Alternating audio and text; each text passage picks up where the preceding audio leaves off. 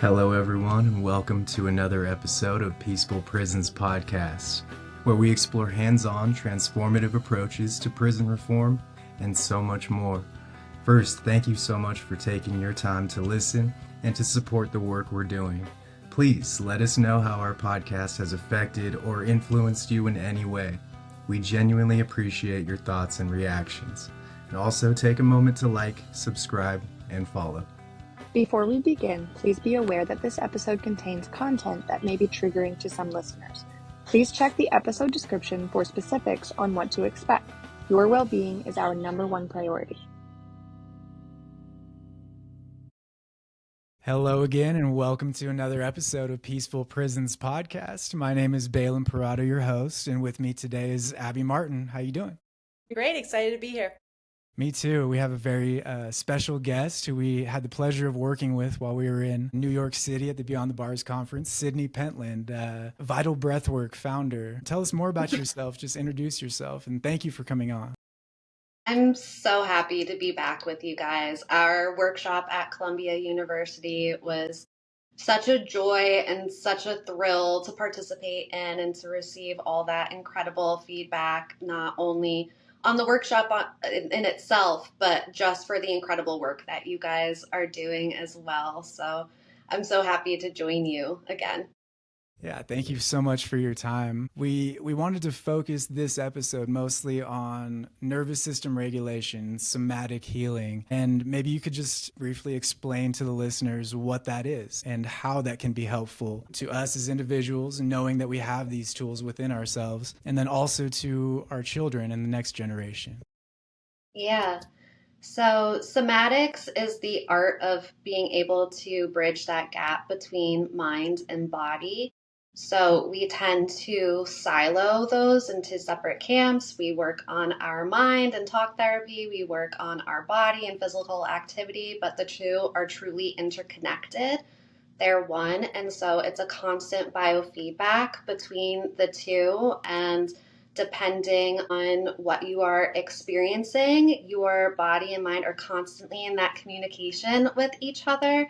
And that can really ultimately color how you are able to interact back with your environment. So the more that you are able to tap in and understand the physical sensations that you're experiencing and connect them to the emotions that you are also experiencing, the more mindful and present you can be and capable of making good, healthy decisions for yourself moving forward. So I really don't see it as self-care. I really truly see somatics as a life skill that is so important for us to develop starting from a young age and of course then progressing into our adulthood. We educate students on it early on and then we decide that that's no longer important post 7 years old, and then we are truly conditioned and instructed to disconnect from our bodies and the impulsive sensations and feelings that we are having regularly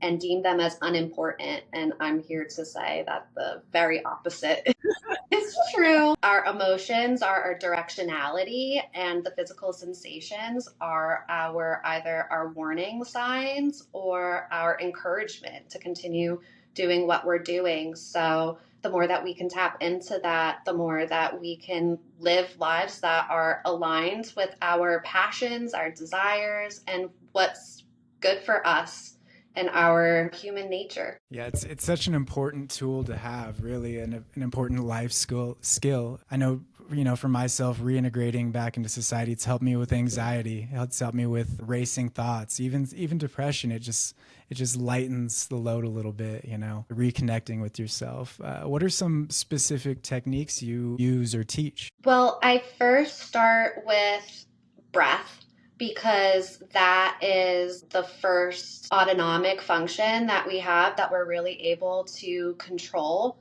mindfully. And from there, you're able to tap more into sensations with your mental health and then also with your physical health as well. So through our breath, what that means in layman's terms is that with our breath, you are able to kind of manipulate the physical sensations that your body is having because your breath works directly with your nervous system. So as you're inhaling, you are activating one branch of your nervous system, which is your sympathetic nervous system, and that is your body's quote unquote stress response. So as you're inhaling, you are giving yourself adrenaline, you're giving yourself cortisol, and that is necessary because that's fueling your body with the energy that it needs to do everything that it needs to do.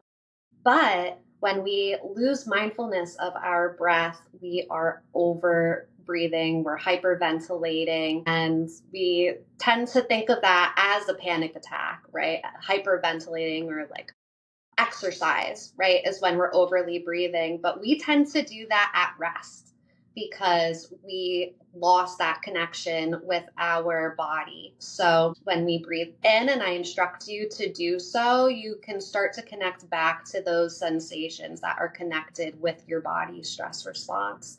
So if I were to do that with you guys now, instruct you to take a big breath in through your mouth, you'll see that your body has a very natural biofeedback, right? You'll feel your chest rise, you'll feel your muscles tense, you'll feel that strain in your diaphragm, and it connects back to your brain, and your brain is saying, oh, this is tight and this is uncomfortable. And then you build that mindfulness back to your body, right? So then you can start to connect those natural reactions and emotions that you have when you're in that state with your breath. And really that begins that bridge between that mind-body connection. And then if I have you to exhale fully, your body naturally sinks back into your chair, your muscles release and relax, you feel a sense of relief because you've let that tension go. So then now we're really playing more deeply with that mind-body connection and how to connect to tools and practices that help us to gain those sensations that we're looking for, and with intentionality. So the more that you practice this, the more that you're able to integrate it into your daily routines, and then the better you are at catching those moments as they occur, making the tweaks necessary in real time so that those feelings aren't trapped and stuck within your body. Your body keeps the score, so it's always going to remember those sensations, regardless of if you have that mental willpower or that grit, or stoicism is really popular nowadays, to push past it when really your body is looking for authentic expression. So the more that you're able to give your body what it needs in real time, the less stress that it holds on and perpetuates. And then you're able to get out of that cycle and be able to have more access to your cognitive abilities. When we're stressed, parts of our brain region are going dark. So your ability to articulate what you're going through, your ability to fully understand or process what is happening in real time begins to slow down or blunt. And the more you're directed towards your impulses, your survival responses. And so what you're seeking is absolutely natural and valid, but you may not be able to make a healthy choice to get what you need because you are just stuck in that stress state, versus being able to slow down, attune to your body, be able to have that moment to ask yourself what you truly need, and then make a conscious, healthy decision for yourself to access that resource or that guidance or that support that you need to be able to move past that challenging moment.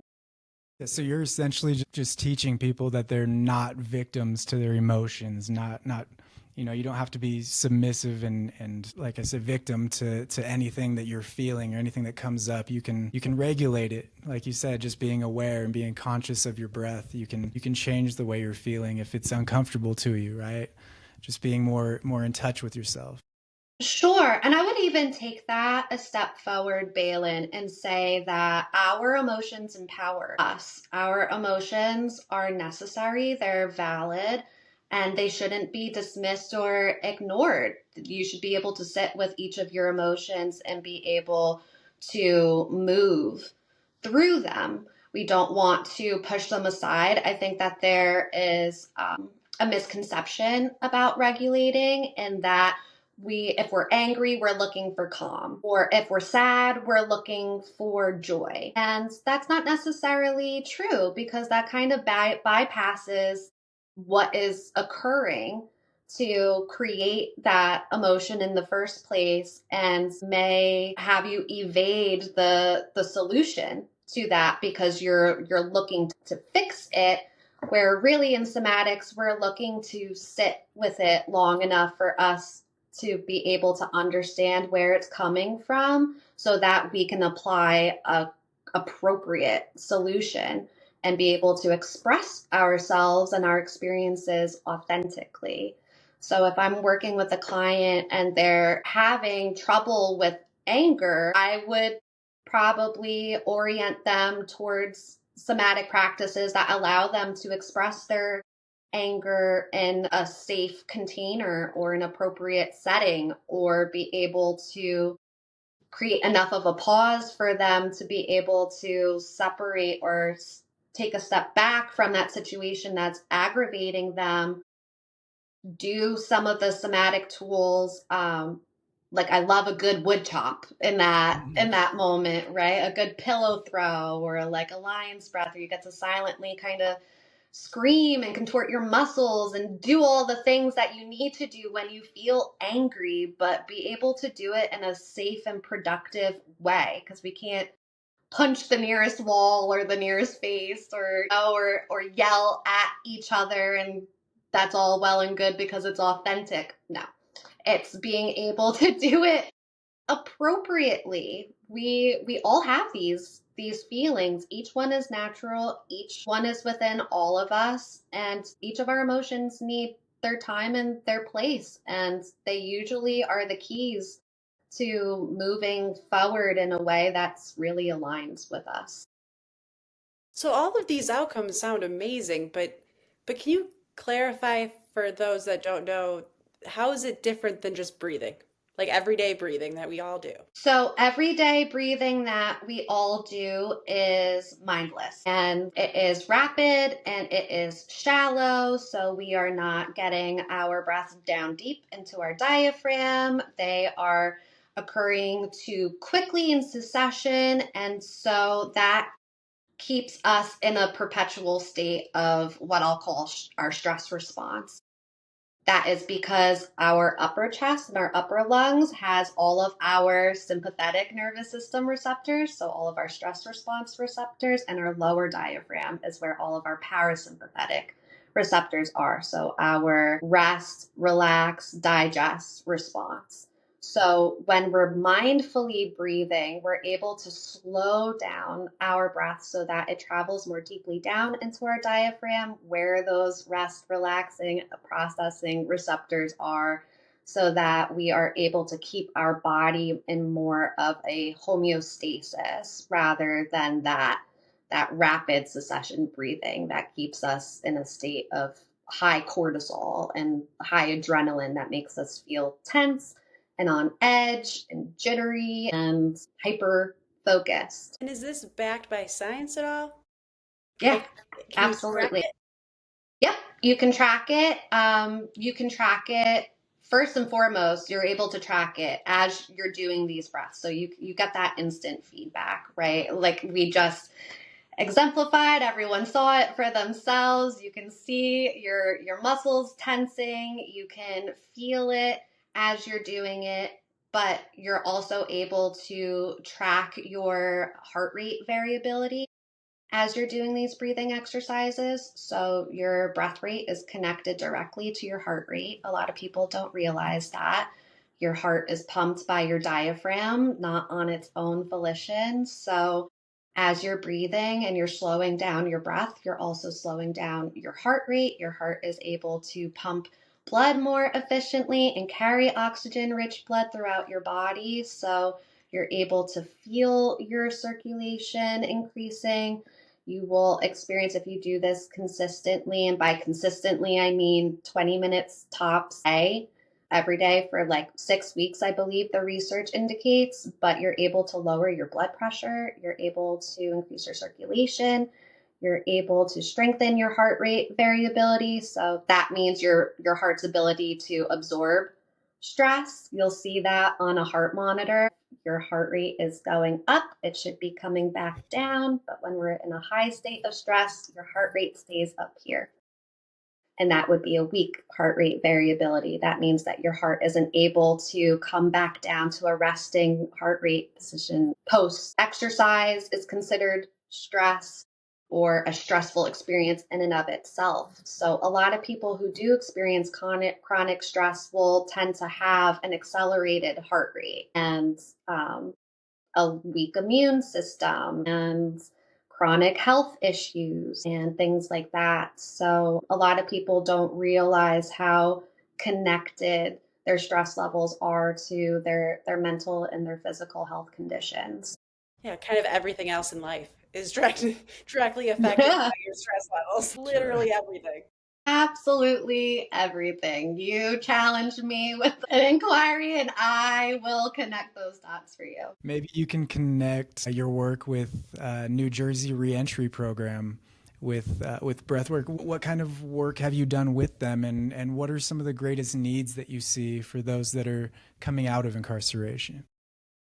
Sure. So my work with the New Jersey Reentry Program was prior to starting my private practice with Vital Breathwork. And I would still say though that it's very interconnected in that as I was working in that position, I was recognizing all of the structural and systematic chronic stressors that the community was facing, particularly those who were previously incarcerated, because there's just so many roadblocks that they face in order to be able to establish a foundation of stability, whether that is, they're at a economic disadvantage, they're not able to potentially gain entry level positions in adequate offices or within adequate employers. And so also things like nutrition, like the food that they were served while they're incarcerated, or the nutritional education that they have that they're able to shop properly for themselves. And so there's just a number of different things that they face as they're re-entering the public that they don't have the adequate supports to. And so chronic stress is inevitable for many. And due to chronic stress, there's high recidivism because they're not able to properly acclimate and to no fault of their own. We require a certain level of supports to be able to be healthy, to make healthy choices for ourselves. And if that's compromised, then so are our abilities to be able to make healthy decisions for ourselves. So the more that people are able to tap into that, to be able to articulate that, to be able to sit with that, the greater opportunity there is to have honest conversations about what needs to be put in place so that people are supported to do the right thing at the right time and support themselves. Self-regulation depends greatly on co-regulation. And if we are all kind of scattering ourselves around, putting band-aids on top of open wounds, we're gonna be spinning our wheels a bit and burning out. And that's what I did. I burnt out pretty badly and my body shut down. And I really had to take a hard look at how I was interacting within that system and how I was kind of a cog in that machine, and stepping out of it, and then stepping back into it with my private practice, being able to consult with nonprofits and community thought leaders to rethink how we approach these. Absolutely. So, along the lines of why this is important for returning residents, and incarcerated population.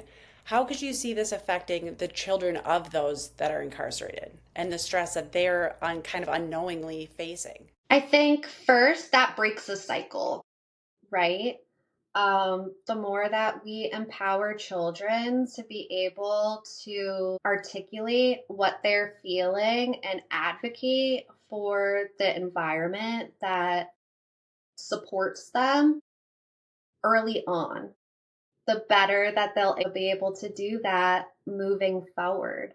So it really resets and breaks that generational trauma that tends to be within families who face incarceration.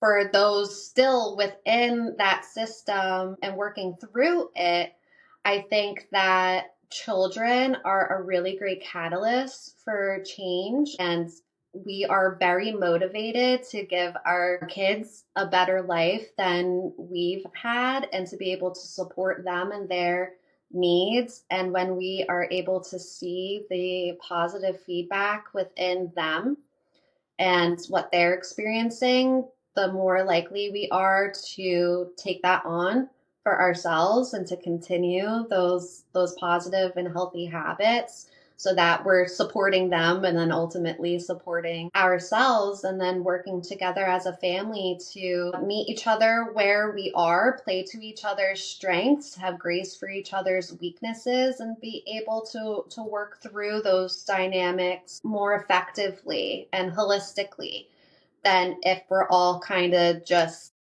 talking at each other. And I think that there's triggers and there's roadblocks when it comes to communication because we can't read each other's minds, but we can see each other's and read each other's body language and be able to sit with each other and with our emotions and not have to work through it as in like mentally get through that, but just to be able to hold presence and hold space for each other as we're working through different emotions, different challenges is really, really impactful for families. I love what you said about, learning from our children too, because I think that's so important. Because my kids will come home from school with different coping skills, and I'm like, oh man, dude, you got to teach me that. Like, I had no idea this Yeah. was even a thing.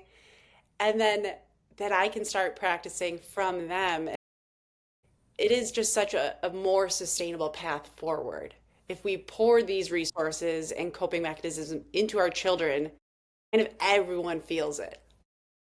Yeah. And I think that we all kind of as adults have this sense of arrested development where Yes, so true. we're kind of trapped where we lost our emotional education that wasn't established for many of us millennials and older in school. Emotional intelligence wasn't focused on, and we were kind of told to grit and bear it or no pain no gain, and there's a lot of hustle culture within our generation, and students now are getting, especially post pandemic, right? I think we realized the error in our ways, and now there's a lot more conversation around the importance of mental health and emotional development for children. And so there's a really great opportunity for us to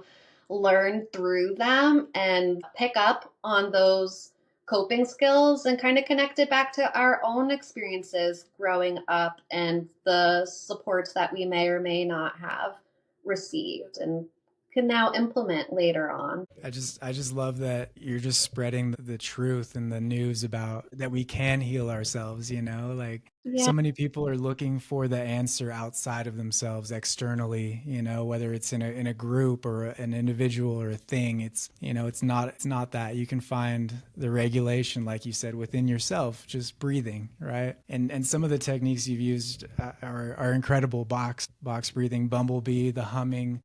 Mhm. There's a lot that really helps, and I really hope people understand that just by listening to you. Yeah, thank you for saying that. I am very adamant about communicating to my clients, to anyone who's attending my workshops, that I don't want you to be dependent on me and my guidance to be able to do these exercises or to carry forth these tools. I cannot tell you how any of them are going to resonate with you. You have to do that deep dive and travel inward and start to process some of that yourself. I can only guide your movements. So you're doing all of the heavy work, the heavy lifting. You are the one who is showing up and working through it. And I'm merely there to just give you a thought prompt or two and to guide you through those motions. So I don't want anyone to feel like this is a practice that they need to roll out a mat, set up an hour, have an incense lit, a cute Lululemon yoga gear. I'm pretty sure I was in heels when we were at the workshop, right? We were just like in desks in the classroom. So I really try to teach this in bite-sized proportions for people to pick up whatever feels good and resonates with them and to integrate that into their daily routines so that mindfulness is something that they are tapping into consistently throughout their day rather than yoga on Sunday at 12 if I can make it. I think if we're stuck in that, then we are really at a deficit, and there's no way that we can offload that much stress in that short amount of time. We really need to access these tools regularly throughout our day so that we can, again, make those incremental changes one step at a time and take care of ourselves in a meaningful way and not just get through our daily routines. Right. Right. And also, it also becomes easier as time goes on. The more conscientious you become of your breath, taking a moment several times a day just to be aware of how shallow or how quick or slow your breathing is. It's like a muscle. It's like exercise, any kind of practice. You just get better at it. And then you won't need to do that huge release of, built up stress and angst, right? You'll be slowly regulating it, throughout your days, right? So it's incredible. Anything else you'd love to share? I'd love to just plug your work on Instagram. Anything else we could tell everyone about? Yeah. Well, just to summarize everything that we're talking about, your stress load is not just your mental load. It's not in your mind. It's in your body. It's a physiological response. And I think that you touched on really something important there, which is that it's your vagus nerve. We're talking about our nervous system, but it responds like a muscle.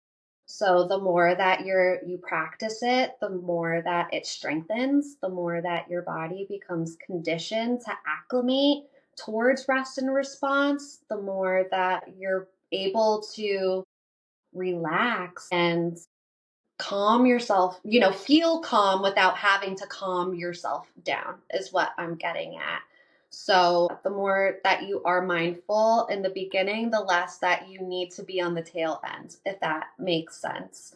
Your body will naturally shift its stress response into a relaxed response and then won't be so sensitive to stressors in your environment, because ultimately what you're doing is you're building trust with your body. Your body responds to you. It listens to every single thought you have. You can't trick it. So it's your best friend, and you are with yourself all of the time. So the more that you can attune to yourself and have that healthy relationship with yourself by utilizing these tools as a means to connect with yourself, the better that you'll be able to carry forward with confidence, with empowerment, with self-esteem and autonomy, the less influenced you will be by gurus like myself or people who may not have the best intentions for you, or even well-intentioned people who just may not be in alignment with where you're ultimately trying to go. There's a lot of people in our worlds that want the best for us, but may not be able to make the best decisions for us. We truly know for ourselves what feels best. Our body carries a wisdom that can't truly be articulated by science or a biofeedback equipment. Like, your body is able to pick up on cues within your environment that you can't fully articulate or process. So the better you can attune to that and practice that, 2 minutes at a time, 30 seconds at a time, whatever you do have time for, the better off you'll ultimately be. The more satisfied with life you'll be, the more vital you'll feel as you age and you progress, and the better you're able to show up as your best self. So that's what I would like to leave people with the impression of somatics is it's for you. It's for nobody else. Yeah, thank you so much for your time today, Sydney. We're gonna wrap it up, but we appreciate your time. We appreciate your knowledge and sharing your insight. It's really incredible. I was in the overwhelming feelings that were coming up until someone introduced me to breathwork. A good friend of mine, Eli, he sat me down and we did a session, and ever since then I've just realized how important of a tool it really is. So thank you for sharing. Thank you for explaining everything. And we'd love to do another one of these with you. I'd love that anytime. And I'm so glad that you found this tool and that it resonated with you, and that now you're able to share that experience with so many other people. And it's really a gift. And if I can be a resource to you, to any of your audience, you can check out more information at vitalbreathworkllc.com, or on my Instagram. I give lots of really easy to follow tutorials and activities that you can do as a family with your kids, or if your kids are struggling with emotional regulation. It's really accessible. I'm not a proponent of like expensive equipment or tools. So everything is very easily accessible, affordable. That's really the name of my game, is just making sure that this is a resource that's accessible for all. So yeah, go check that out. And I hope that you guys all enjoy it. Thank you so much. It's been a lovely conversation. Yes.